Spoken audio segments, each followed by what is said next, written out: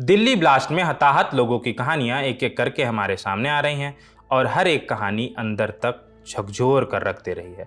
दो परिचित लोग गांव में मिले, उनमें से एक की दिल्ली में नौकरी और दूसरे का यदा कदा आना जाना था। तय हुआ कि अब की दिल्ली में ही मिला जाएगा। मिले भी, लेकिन उसी दिन दोनों ब्लास्ट की चपेट में आ गए। दोनों की मौत हो गई। उत्तर प्रदेश के अमरोहा में रहने वाले 54 साल के लोकेश अग्रवाल और 34 साल के अशोक गुर्जर एक दूसरे से मिलने का प्लान बनाया। दोनों एक दूसरे से मिलने भी पहुंचे, लेकिन दोनों ही बॉम्ब ब्लास्ट की चपेट में आ गए। उत्तर प्रदेश के अमरोहा में एक कस्बा पड़ता है Hasanpur. India today reporter BS आर्य की रिपोर्ट के मुताबिक 54 साल के लोकेश अग्रवाल यहीं हसनपुर में खाद की दुकान चलाते थे। एक दिन दुकान पर वहीं के मंगरौला गांव के रहने वाले 34 साल के अशोक गुर्जर आए। खाद खरीदी। बातों बातों में अशोक ने बताया कि मैं दिल्ली की DTC बस में कंडक्टर हूं। लोकेश ने कहा कि कभी दिल्ली आया तो मिलूंगा आपसे। लोकेश अब नवंबर में दिल्ली आए। अपने किसी परिचित को देखने सर गंगाराम अस्पताल पहुंचे। वहीं से उन्हें अशोक का ध्यान आया। फोन पर बात की, मिलना तय हो गया। दोनों 10 नवंबर की शाम लाल किले के पास मिले। थोड़ी देर बातचीत चली ही थी कि लाल किला मेट्रो स्टेशन के गेट नंबर 1 पर I-20 कार में जोरदार धमाका हुआ। इसके बाद क्या क्या हुआ आप जानते ही हैं। धमाके में अब तक कम से कम 8 लोगों की मौत की पुष्टि हो चुकी है। करीब 20 लोग घायल हैं। धमाके की खबर आने के बाद जब देर रात अशोक के परिवार ने टीवी पर यह खबर देखी तो होश उड़ गए। अशोक अपनी पत्नी और बच्चों के साथ दिल्ली में रहते थे। कुछ समय पहले उनके पिता की मौत हो गई थी।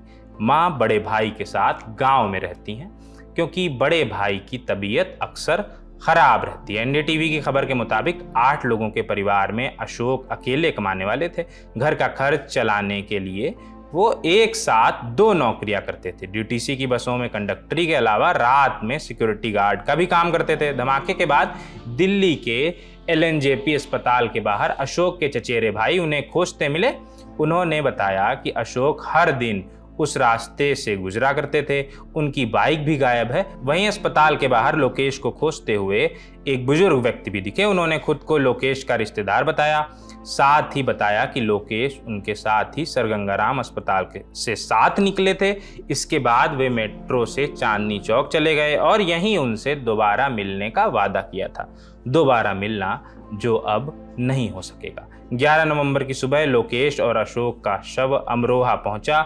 मृतकों के परिजनों ने सरकार से आर्थिक सहायता की मांग की। परिजनों ने शवों को सड़क पर ही रख दिया। DM से आर्थिक मदद दिलाने की मांग की। DM निधि गुप्ता वत्स ने CO और JDM को बात करने के लिए भेजा। न्यूज एजेंसी IANS के मुताबिक नारेबाजी के बीच अधिकारियों ने पीड़ित परिवार को भरोसा दिलाया कि उन्हें आर्थिक मदद दिलाई जाएगी। ब्लास्ट में बिहार के समस्तीपुर के रहने वाले पंकज की भी मौत हो गई। वे दिल्ली में कैब चलाते थे। इंडिया टुडे से जुड़े जहांगीर आलम की रिपोर्ट के मुताबिक पंकज पिता के साथ 15 साल पहले दिल्ली आए थे। उन्होंने दिल्ली में ही पढ़ाई की। बाद में परिवार की मदद के लिए पंकज भी पिता के साथ कैब चलाने लगे। 10 नवंबर की शाम वे अपने रिश्तेदारों के साथ लाल किले के पास से गुजर रहे थे, तभी धमाके की चपेट में आ गए। इस बात से समस्तीपुर में रहने वाला उनका परिवार अनजान था। 11 नवंबर की सुबह घर पर फोन आया। परिवार को बताया गया कि पंकज लाल किले में हुए धमाके की चपेट में आ गए हैं। उनका अंतिम संस्कार दिल्ली में ही किया जाएगा। पंकज की मौत की खबर सुनकर परिवार का रो रो कर बुरा हाल है। रिपोर्टर जब घर पहुंचे तो उनके घर का चूल्हा खाली पड़ा है। पंकज की चाची रूबी देवी ने कहा, हमारा जवान बेटा चला गया है, खाना कैसे बनेगा। ऐसी तमाम दर्दनाक कहानियां दिल्ली ब्लास्ट के बाद सामने आ रही हैं। दूसरी तरफ जांच भी जारी है, जिसकी जानकारी हम अलग अलग वीडियोस के माध्यम से आपको दे ही रहे हैं। इस वीडियो की स्क्रिप्टिंग आपके लिए की थी सौरभ ने। सुरक्षित रहिए, ख्याल रखिए, देखते रहिए लल्लन टॉप। शुक्रिया।